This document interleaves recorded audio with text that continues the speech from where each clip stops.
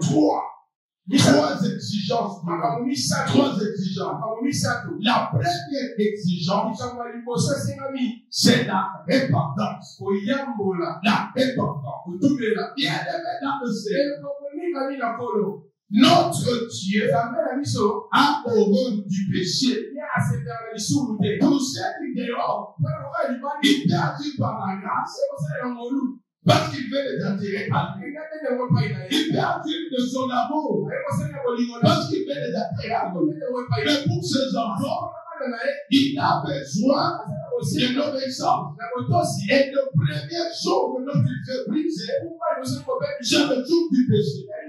Et le jour du péché, qui a la base de tous les problèmes spirituels, ne peut se briser que par la repentance.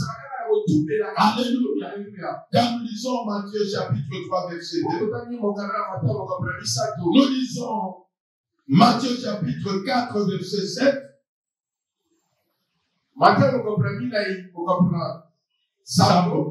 Actes des Apôtres chapitre 3, verset 19.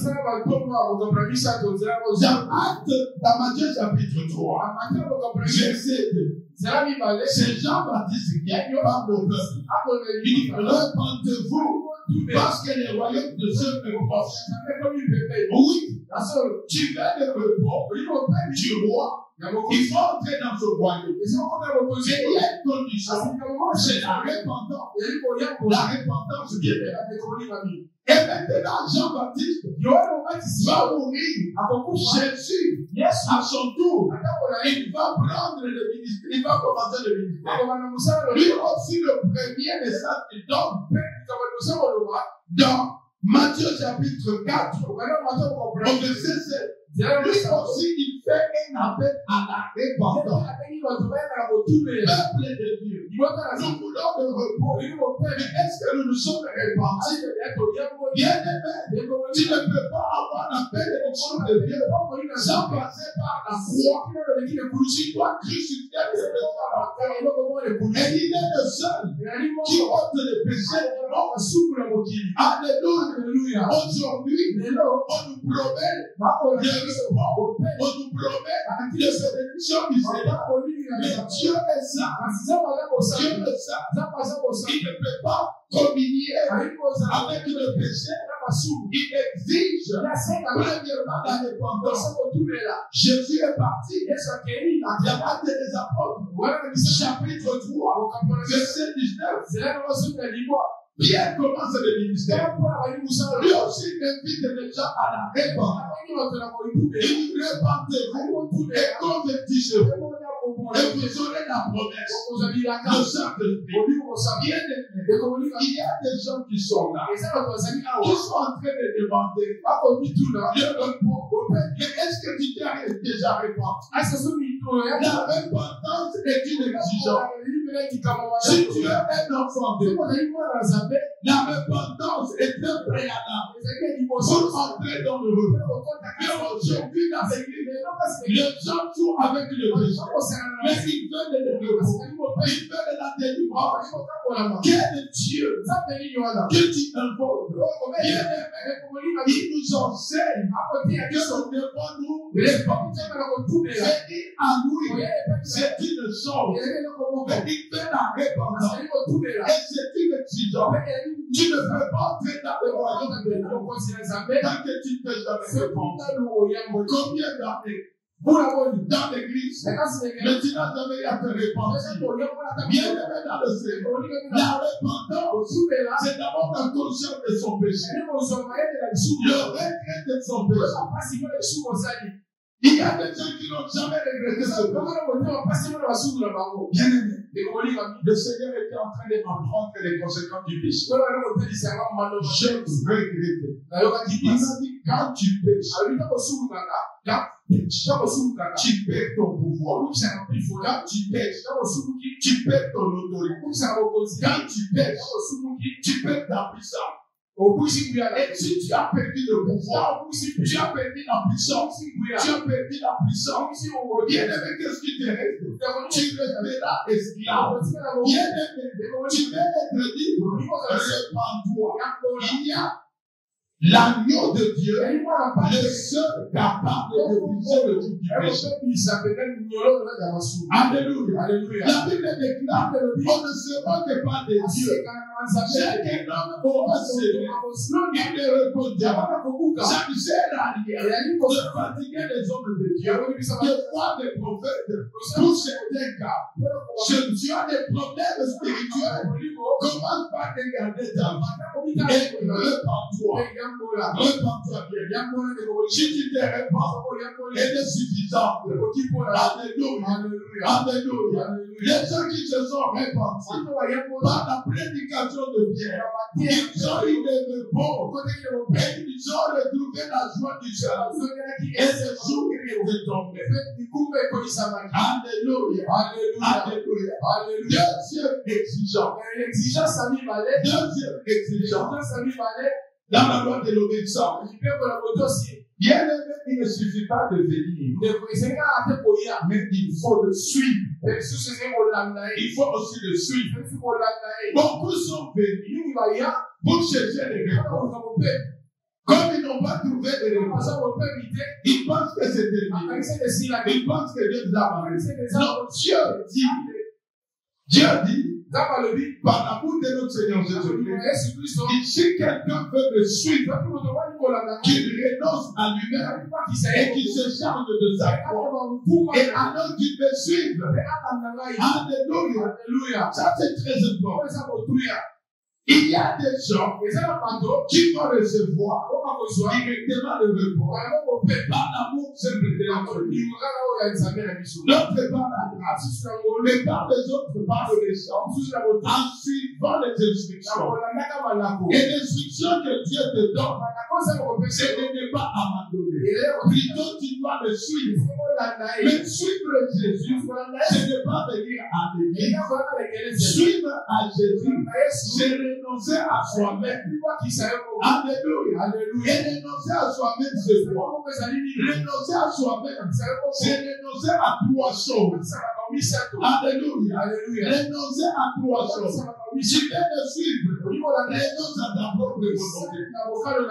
Quand ta volonté est opposée à la volonté de Dieu. Quand ta volonté est contraire à la volonté de Dieu, alors soumets-toi à la volonté de Dieu. Si tu te soumets à la volonté de Dieu, il te donnera du repos. Alléluia. Mais si tu refuses de te soumettre à la volonté de Dieu, oublie le repos. Alléluia. Je me souviens de l'histoire de ce jeune homme riche. Il a un fardeau. Il veut être assuré qu'il entrera dans le royaume de Dieu.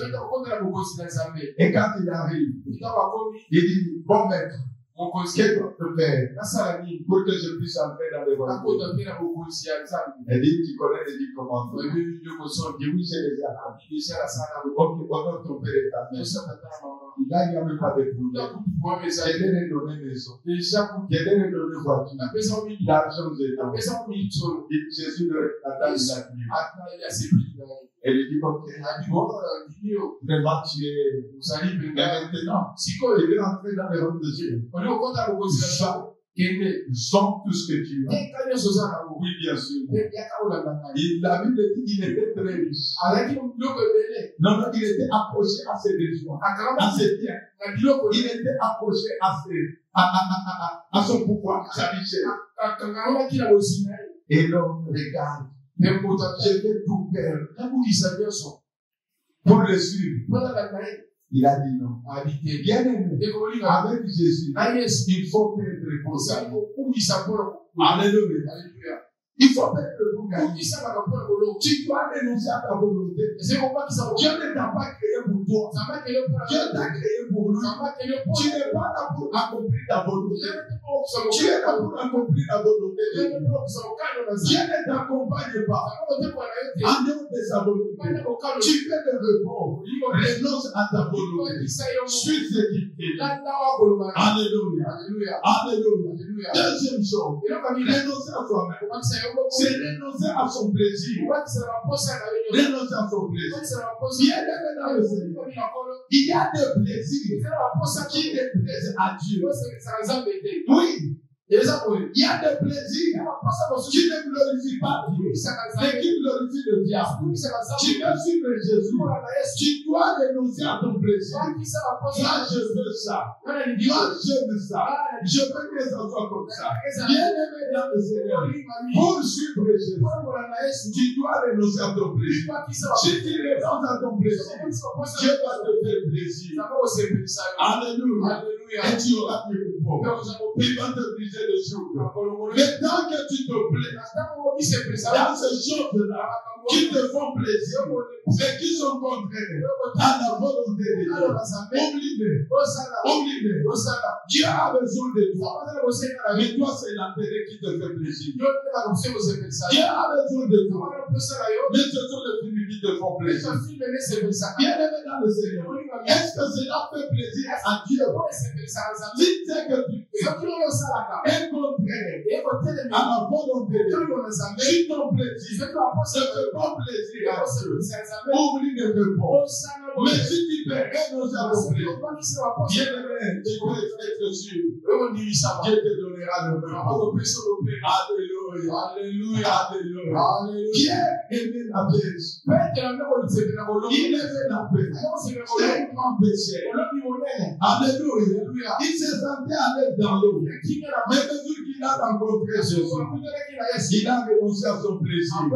Il a suivi Jésus. Lui qui était pécheur d'homme, même des poissons, Jésus lui a donné le repos. Il est devenu un pécheur d'homme. Lui qui faisait face à la tempête à tout moment, Dieu l'a libéré. Il a donné du repos. Alléluia. Renoncer à soi-même. C'est renoncer à ses désirs. Avant de parler, renoncer à ta volonté. Renoncer à son plaisir. Troisièmement, c'est renoncer à ses désirs. Mon frère, tant que tu as des désirs qui ne glorifient pas Dieu, oublie le renoncer. Mais si tu peux renoncer à tes désirs, pour s'attacher au désir du Seigneur, alors tu peux être sûr, Dieu te donnera du repos. Dieu te donnera du repos. Alléluia. Alléluia. Alléluia. Bien-aimé dans le Seigneur, il y a ces choses qui nous empêchent. Nous avons prié, nous l'avons prié. Nous n'avons pas vu. Non, ce n'est pas terminé. Il y a la loi de l'obéissance. Obéis à Dieu. Obéis à Dieu. Répands-toi. Bien-aimé, suis-le. Si tu marches avec lui, même devant la mer rouge, la route s'ouvrira. Alléluia. Troisième exigence, par rapport aux instructions et par rapport à la loi de l'obéissance, c'est la loi de la foi. C'est l'exigence de la foi. Et pour que je prie, franchement, ce n'est pas possible. Ça fait autant d'années. On nous a appris que quand les comment, quand mon père ne dépend pas de toi, ça dépend de Dieu. Il ne faut pas donner à Dieu des délais. Il faut la foi. La foi, c'est une obéissance avec parole de Dieu de grâce. Que Dieu est derrière sa parole pour t'accomplir. Il t'a demandé de venir à lui. Toi, avec ta fatigue et ta charge, tu es venu. Obéis simplement. Répands-toi. Suis, mais aussi il faut la foi. La foi, c'est cette confiance-là. Mais il y a un rapport entre foi et confiance. Bien aimé, dans la confiance, il y a la dimension raison. Je raisonne. Est-ce qu'il est capable? Bien aimé, oui, Dieu est capable. Jésus est capable. Il l'a prouvé. Dans la tempête, il a prouvé qu'il était. Face à la mort, il a prouvé qu'il avait le pouvoir. Face à la misère de sa famille, il a prouvé qu'il est capable. Alors, lorsqu'on réfléchit, on fait confiance. Mais la foi est la raison d'intervenir. Alléluia. J'ai une conviction. J'ai la croyance. C'est une conviction. Et ça, c'est une affaire de l'esprit. Alléluia. Et cette foi vient de ce qu'on entend. Alléluia. La foi, c'est toujours une révélation aussi. J'ai entendu quelqu'un. Il ne suffit pas d'entendre. Mais il faut que ce que tu as entendu te soit révélé. Un homme a dit qu'il voulait faire tout ce que Jésus a fait. Il a dit comme Jésus a marché sur l'eau, lui aussi va marcher sur l'eau. Il est allé au fleuve. Pendant qu'il avançait, il a commencé à se noyer. On a été le prendre. Non, il faut une révélation. Au-delà de l'écoute, il faut que Dieu te confirme qu'il fait accomplir ce qu'il a dit. Alors si tu as foi en cela, tu peux être rassuré. Si tu ne saisis pas ton esprit, tu comprends que c'est adressé à toi, que c'est ça la volonté de Dieu. Tiens bon. Quelle que soit la durée, quel que soit le temps, ça finira par s'accomplir. Alléluia. Mais maintenant, dans la foi, il y a deux exigences. Il y a deux exigences. La première exigence, c'est la patience. La première exigence, c'est la patience. Bien aimé, venez à moi, vous toutes que chargés et fatigués, et je vous donnerai du repos. Ah! C'est dans le futur que le repos vient. Tu viens au présent, mais le repos va venir au futur. Après que tu auras reçu des instructions, et ces instructions vont te transformer. Ces instructions sont un équipement que Dieu te donne pour que tu sois capable de retenir ton repos, de garder ton repos. Parce que celui qui impose le jour ne te laissera jamais tranquille. Si tu es capable de défendre ton repos, il va encore te l'imposer. Alléluia. Dans une campagne, après avoir prié, un paralytique a été complètement guéri. Mais lorsqu'il était guéri, il est entré dans le temps de réjouissance. Et durant ce temps de réjouissance, il est rentré dans sa vie. Il dit, les autres qui allaient dans les bars, non. Là, il fait. Et 2 ans, 3 ans après, il est retombé dans la paralysie. Oh non, mais là, il dira que ce n'était pas faux. Non, c'était vrai. Mais le problème, c'est qu'il n'a pas compris. C'est que quand il donne du repos, c'est pour lui. Ce n'est pas pour le repos. Alléluia. L'exigence de la foi. La première exigence, c'est la patience. Parce que ceux-là qui voulaient ton mal, qui voulaient ta destruction, elle n'abandonne pas. Mais Dieu te forme, il t'équipe pour que quand ils vont venir, tu puisses leur résister. Voilà pourquoi il y a des choses que tu demandes à Dieu aujourd'hui. Il est disposé. Et ces choses sont là. Mais il connaît le moment. Quand il aura terminé de te forcer, et alors là-bas, il va te donner ton repos. Mais si tu n'es pas patient, tu vas abandonner encore de nous. Et c'est comme ça que beaucoup ont abandonné. J'ai entendu une jeune fille dire, en tout cas cette fois-ci, si jusqu'à la fin de l'année, je n'ai pas de fiancé. Dans la bota, Alléluia. Alléluia. Celui qui a donné la promesse est juste fidèle. Il est capable d'accomplir tout le problème. Toi, sois patient.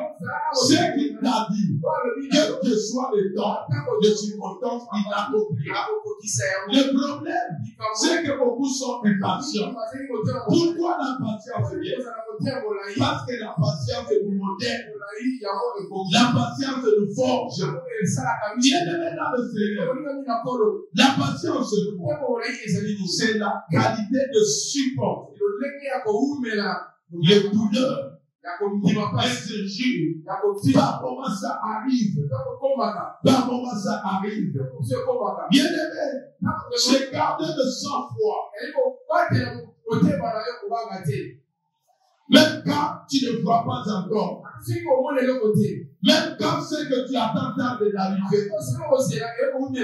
Malgré la lenteur, tu ne vois pas de progrès.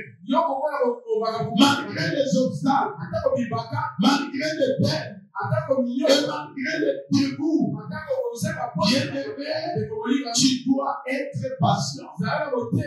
Tu dois rester patient. Parce qu'il a promis. Comme il a promis, quel que soit, il finira par l'accomplir. Beaucoup ont perdu à cause de la patience. Je regarde ce soir. De Luc chapitre 15. Oh, cette femme est merveilleuse.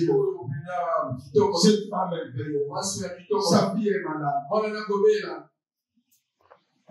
Elle porte jour la santé de sa fille. Quand elle approche Jésus, elle commence à crier à Jésus pour lui demander de recevoir. Mais Jésus ne répond pas. Alléluia. Beaucoup pensent que quand tu cries, il faut être patient. Ne lâche pas. Ne lâche pas. Il continue à crier. Les disciples disent non, de là et dérange. Mais la femme continue. Quand elle approche Jésus, Jésus dit, j'ai brebis égaré de la maison d'Israël. Mais elle est patiente. Et je connais. C'est toi qui as la solution. J'ai vu ce que tu as fait. L'enfant de la ville de Naïm, de la femme de Naïm, tu l'as ressuscité. Guérir ces petites choses pour toi, et je ne vais pas te lâcher. Et pendant ces moments, il a préféré la patience. Et puis, on lui dit, mes femmes, on ne va pas donner la nourriture des enfants aussi. Malgré cela, elle a été patiente. Elle dit la patience. C'est une qualité même à endurer des injures, des douleurs, l'adversité. Même quand ça tarde, toi tu continues à être patient.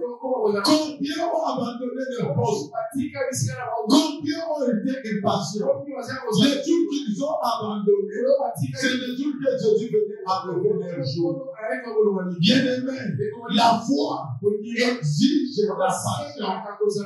La patience. Si tu n'as pas la patience, tu ne peux pas dire que tu as la foi.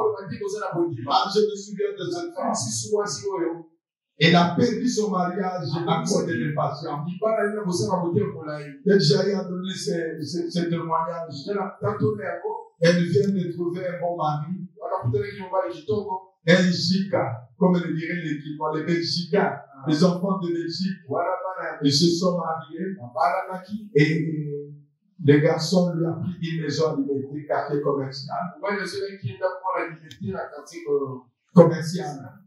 Et après, il va rentrer en Belgique pour récupérer ses effets et continuer la vie ici. Pendant qu'elle était partie, une semaine après, il ne savait pas que ses amis s'étaient versés dans les marchés de drogue. Et un jour, les policiers sont venus. Ils les ont pris tous Ils les ont amenés en prison. Et pendant ces moments, la femme appelait. Les maris ne répondaient pas. Le premier mois, le deuxième mois, le troisième mois, elle a commencé à taxer de tous les mécanismes des aventuriers.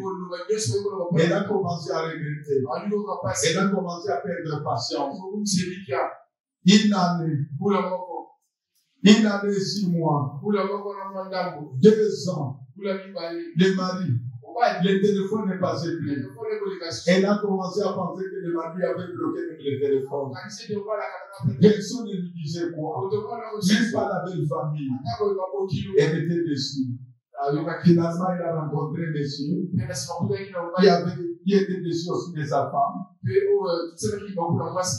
Ils nous ont fait avec elle un enfant. Pendant qu'elle était grosse, au 7e mois, pendant que la grossesse était arrivée, c'est là que on va libérer le mari. Le mari va envoyer un billet pour qu'on amène 2 billets pour qu'on amène sa femme et son enfant. Quand on arrive chez la femme, on trouve que la femme n'a pas seulement une femme, elle a aussi une grossesse. Mais le mari a déjà 2 ans. À qui appartient la grossesse? La personne qui a mené le billet ne sait pas même dire qu'elle est venue avec des billets. Elle entre pour appeler son mari. Il dit, je n'ai même pas, qu'est-ce que tu l'as vu? Oui, je l'ai vu. Elle vient quand? Il dit, c'est compliqué. L'impatience complique les choses. L'impatience complique les choses. Bien aimé dans le Seigneur. C'est quoi? Dit, elle est grosse. Le mari a mis une croix. L'impatience. Dieu fait agir. Mais souvent nous sommes impatients. La foi a une exigence. La patience. La deuxième exigence de la foi, c'est la persévérance. La persévérance. Bien aimé, la persévérance, c'est demeurer ferme et constant dans sa position. Alléluia. La foi exige la persévérance. Quand je vois Daniel, un homme persévérant. Dans Daniel chapitre 6, la Bible déclare que Daniel, homme de Dieu, chapitre 6, verset 3, et chapitre 6, à partir du verset 10, on nous dit qu'il priait 3 fois par jour. Mais le problème, c'était quoi? Il y avait des jaloux. C'est la grâce qui était sur Daniel. Et comment Dieu l'avait élevé à cause de sa sagesse. Et les jaloux ont cherché où est-ce qu'ils pouvaient attraper Daniel. Ils sont allés parler au roi Darius. Il dit, oh roi, tout le peuple t'aime. Tout le peuple est sûr que tu es un Dieu. Maintenant, interdit à tout le monde de prier un autre Dieu si ce n'est toi. Daniel, c'est lui qui est le visé. Vous savez, les stratégies des hommes peuvent être déjouées par persévérance dans la foi. Alléluia. Je ne sais pas, tu souffres d'un jour à cause de la stratégie des hommes. Mais Daniel nous a instruit. Daniel est en train de nous instruire. Qu'est-ce qui s'était passé? Ils ont dit, si nous le faisons, on va attraper Daniel. Mais Daniel, il a persévéré dans sa marche avec Dieu. La Bible déclare 3 fois, le matin, à midi et au soir, il se tournait vers Jérusalem et il faisait sa prière. Et quand il faisait sa prière, Tout le monde est là. C'est ce que voulaient ses ennemis. Ils ont été le voir les rois. Il y a un homme qui ne se soumet pas à tout. Et voilà, tu l'as beaucoup élevé. Il est le chef des Satan. C'est qui? Daniel. Appelez Daniel. Daniel. Avec ton Dieu, là, tu ne cesses de persévérer. Ils ont fait attention. Ici, c'est moi, Dieu. Bien-aimé. C'est l'Éternel qui est Dieu. Ceux qui te font souffrir ne sont pas des dieux. Ceux qui te font porter des jours ne sont pas des dieux. Ceux qui t'ont condamné ne sont pas des dieux. Ceux qui en veulent à ta vie ne sont pas des dieux. Quelque chose qu'ils peuvent faire. Notre Dieu brise le jour. Mais sois persévérant. Sois persévérant. Et lâche. Ne gagne jamais. Mais un gagnant, c'est un persévérant. Il ne lâche jamais. Daniel a persévéré. Et on a pris. Vous connaissez l'histoire. On l'a jeté dans la fosse au lion. On l'a jeté dans la fosse au lion. Bien-aimé dans le Seigneur. Les jours des lions se presque tout autre jour. Mais le lendemain matin, Daniel était vivant. Alléluia. Dieu peut délivrer de n'importe quel chose. Mais il faut la foi. Il faut la foi. Bien-aimé, la foi sans persévérance et sans patience n'est qu'une illusion. Tu dois avoir la foi. Tu dois être patient. Tu dois être persévérant. Dieu va te libérer de ton jour. Bien-aimé dans le Seigneur, tu veux que Dieu te libère de ton jour. Tu dois le suivre. Alléluia. Jusqu'au bout, tu dois le suivre. Tu dois passer par la repentance. Si tu n'as pas expérimenté le repos par la grâce, tu ne l'as pas expérimenté par l'amour de Dieu, tu peux l'expérimenter par la foi. La Bible déclare tout est possible à ceux qui croient. Depuis que nous avons commencé, tu n'as pas encore saisi ton repos. Dieu n'a pas dit son dernier. Garde la foi. Suis ton repos t'attend. Ce qu'il a promis, il l'accorde. Que Dieu vous bénisse. Que Dieu vous bénisse. Dieu